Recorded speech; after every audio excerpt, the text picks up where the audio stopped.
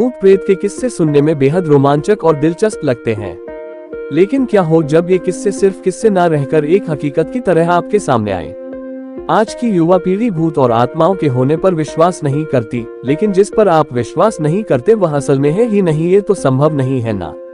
आज हम ऐसे ही भूतहा स्थान से आपका परिचय करवाने जा रहे हैं, जिसके बारे में कहा जाता है कि इसका निर्माण स्वयं एक आत्मा ने किया था। जोधपुर राजस्थान स्थित बावड़ियों के किस्से स्थानीय लोगों में बहुत मशहूर हैं। यहाँ पानी की कई बावड़ियां हैं, जिनमें से एक के बारे में कहा जाता है कि उसे भूत ने बनवाया था।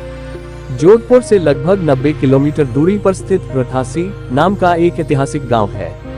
मारवाड़ के इतिहास पर नजर डालें तो ये ज्ञात होता है कि जब जोधपुर में रहने वाले राजपूतों की चंपावत शाखा का विभाजन हुआ तो उनमें से अलग हुए एक दल ने कापरदा गांव में रहना शुरू किया। लेकिन इस स्थान पर रहने वाले युवा राजपूत राजकुमारों ने गांव में साधना करने वाले साधु महात्माओं को परेशान करना शुरू कर दिया। उन राजकुमारों से क्रोधित होकर साधुओं ने उन्हें श्राप दे दिया कि उनके आने वाली पीढ़ी इस गांव में नहीं रह पाएगी। साधुओं के श्राप की बात जब राजकुमारों ने अपने घर में बताई तो सभी भयभीत हो गए और उस गांव को छोड़कर चले गए।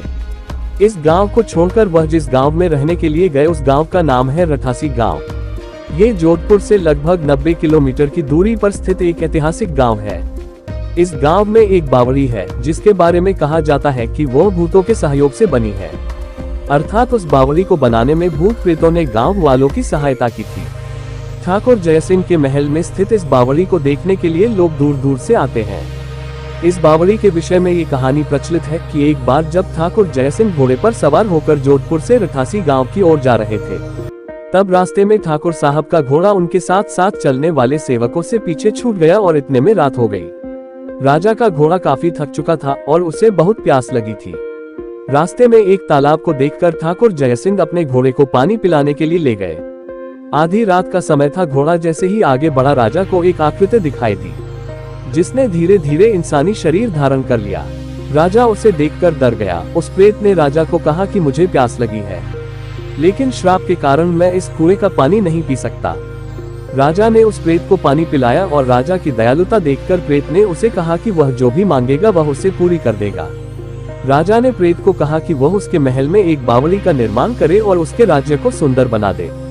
भूत ने राजा के आदेश को स्वीकारते हुए कहा कि वो ये कार्य प्रत्यक्ष रूप से नहीं करेगा, लेकिन दिन भर में जितना भी काम होगा वह रात के समय 100 गुना और बढ़ जाएगा। उस प्रेत ने राजा को ये राज किसी को ना बताने के लिए कहा। इस घटना के 2 दिन बाद ही महल और बावड़ी की इमारतें बनने लगीं।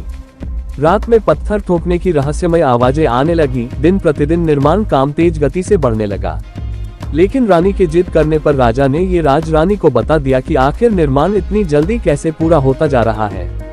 राजा ने जैसे ही यह राज रानी को बताया, सारा काम वहीं रुक गया। बावड़ी भी ज्यों की त्यों ही रह गई। इस घटना के बाद किसी ने भी उस बावड़ी को बनाने की कोशिश नहीं की।